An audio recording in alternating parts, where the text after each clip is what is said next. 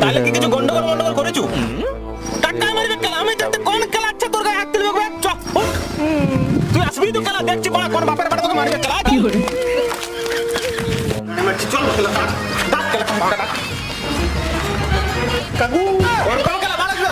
আমি ডাক। ও কাকা, মনোয়ারি কাকা বিড়া। আমার বন্ধু কি দোষ করেছে খেলা? কিসের জন্য ওর বন্ধুকে ধমকাইছে? তুমি খেলা ছেড়ে বলো। নিজেই জিজ্ঞাসা কর তোর বন্ধু কি করেছে। ও